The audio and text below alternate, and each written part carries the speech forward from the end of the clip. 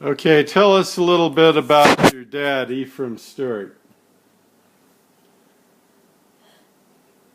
This is Glenna Baxter in Hyrum, Utah, June the 16th, 2016. I'm the 8th child of Ephraim and Iva Turner Stewart. We had so much fun in our home all the time. We always worked as a family, though. When we weeded the garden, the whole family weeded the garden.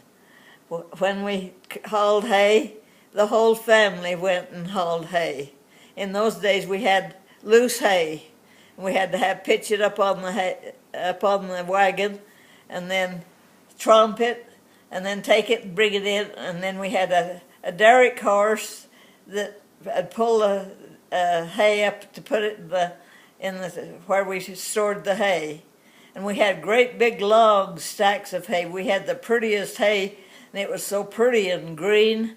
When we'd feed Nell and I both milked cows, and as we milked, whoever got through with milking would get on top of the stack and throw the hay down, and then the other of us would put it in the mangers for the horses and the cattle. And Mother would bring milk buckets up to us in the corral and change us for our full bucket of milk for an empty bucket. And Daddy was always loved the animals, and he took real good care of them. He always pulled their shoes off in the winter and put them in the blacksmith shop. And then when the snow went, then he'd have them shod again and put back on their shoes. And in the winter, he'd always took good care of the animals, and he'd braid the horses' tails so they wouldn't drag in the snow and be wet and nasty. And we always bedded our cows down and put hay. We put straw on the slope. Our trail sloped, had where the old water used to come down through our trail, and he'd always put a straw on this so our cattle could lay on that straw. Daddy was always a happy person, and he and Mother loved to sing, and the whole neighborhood had come to our front porch and sit on the front porch, and they'd sing songs, and we'd make taffy candy and pop popcorn, and all the kids would run back and forth and play games on the grass. Mother and Daddy both had good singing voices. They always sang in church all the time. And Daddy was good he pulled everybody's teeth in town. We had a place where we put our milk cans, and they'd put their arms around those two posts on the milk stool, and he'd pull their teeth. And he also cut everybody's hair in town free. And one time somebody left 6 bits for cutting their hair, and he had us chase them all the way home to give them their money back. He never took any money for cutting everybody's hair. He was kind of the veterinarian in the whole town. If anybody had a horse that got hurt or a cow that needed to be stuck, if they got bloated, they'd always come and get Eve Stewart to do it. He was a good veterinarian. Who used to dig the graves in town? Daddy always dug the graves in Meadow free of charge for everybody that died. And in those days, we didn't have these rest homes where we take people for the last couple of months when you can't take care of them in your home. The town people each took turns. The men would stay with the people that were sick at night, and the women would stay with them in the day. We didn't have any rest homes when I was young, but they took care of everybody in town. Okay. What did Ephraim do for work most of the time? Daddy would get our hay put up as fast as he could, and then he'd go down into Nevada and work for the same guy every year. And this money that he got was what he'd buy us each a pair of shoes to go to school in. And he'd do this every year. And then when the Japanese people were moved to Topaz by Delta, he went over there and got to be a guard where they unloaded the trains with the supplies for the camp. And he and Pret Bennett went over there, and Pret was the cook and my dad was the dishwasher. And they worked there for while the Japanese people were there in Delta. How did Grandma and Grandpa meet? Mother and Dad met when they were in the 8th grade. She's from Holden and Dad was from Meadow. But they had a dance for all the graduates, 8th graders in Fillmore, and all of the towns came together there. And Daddy met my mother there when she was in the 8th grade. And then when they went over to Delta, or Hinckley, and went to high school, and they took a cow with them, and the food that they raised from the garden, and they went over there and went to school. And then when they got out of there, Mother went to BYU and did the coursework to be a teacher. But when she graduated, she got married, and then Edgar was born 10 months after, so she never did teach any school. Do you like to hunt?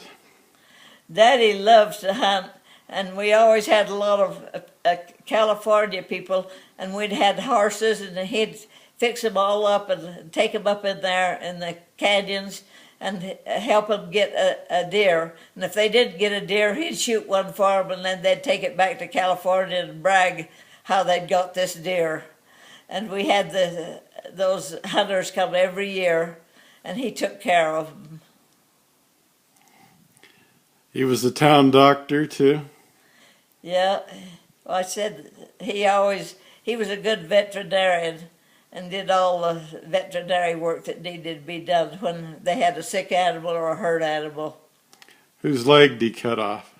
What? Whose leg did he cut off? Uncle Dale, which is a brother to my grandfather, James Murdoch Stewart, he got TB of the bone in his right leg, and so they decided they had to cut it off because it was getting black and gangrene was setting in. So we had a big table, a long table in our kitchen, and they took that table and laid him on it and cut his leg off just above the knee, and Daddy did that. Okay. So did he have a stroke? After I graduated from high school, I caught the bus and went to California to live with Twyla, and while we was down there, I came home one weekend, and with Norm Jones, he was going to go to Salt Lake, so he dropped me off to home in Meadow. But when we went to drop me off, there was a whole lot of cars there in front of our place. I wondered what so many people were there for. But when I went in the house, Daddy had just had a stroke, and he couldn't move or anything. And we called the doctor, but they couldn't do anything for him. And he lost his speech, and the right side was paralyzed. But Mother really worked with him and did everything she could. And he got so that he could get around again, but he couldn't use his right hand. And my dad had a real good, could write really pretty. And one day I asked him where Mother had gone, and he wrote. They went down to. He put Gilbert Stotts, and he put G-I-L, and then he just threw his hands up, and he couldn't remember how to spell the rest of the name. But he lived like that for 2 years, and Mother left him to stand, and she'd taken him to the bathroom, and Mel and I were milking, and she stood him out the side of the door on his crutches and run to bring us buckets to take our full buckets of milk. And when she came back in the house, he'd fallen and broke that leg again. and he didn't want to go to the hospital again. But we finally got him, and they took him into Salt Lake, and they put both of his legs in a cast, and he was like that for about a year. And I'd wheel him around in his wheelchair, and we went to everybody's house when they need to pick their peas, and we'd shell them so they could bottle them. And we spent a whole year like that. But then he lived for some time then, and then he got real sick, and he couldn't talk or anything, and Mother wanted to take him to the hospital, and he said no, he didn't want to go. And so we finally took him, but he had appendicitis, and ruptured appendicitis, and that's what he died with. What do you know about your Grandma Turner up in Holden? Mary Ellen Turner was my grandmother on my mother's side. She was a little teeny woman, and she was a widow for many, many years. When the water, they flooded and they got in their drinking water, and she lost her husband and 2 children within 3 days. And she was a very resourceful little lady. They had a sheep herd, and the other partners and things beat Grandma out of it, and so she didn't get to have any of those. But she was real successful in farming, and Uncle Edgar never did marry, and he took care of Grandma until she died in the home. And then when he was left in the home, Edgar Turner, he had Ward Turner, which is Uncle Roldo's boy, and Roma come in and live with him and take care of him until he died.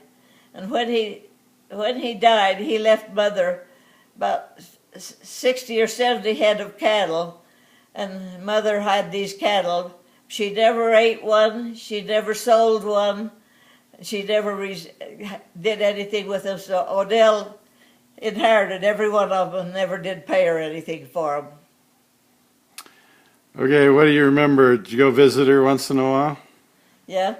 When we went to visit Grandmother Turner, we'd have to hitch the horses up and go on the wagon up there. And then later we got a car, and we'd usually go up there once a month. And as soon as we'd go up there, they'd go out and catch a couple of big chickens and cook them, and this is what we'd have for dinner.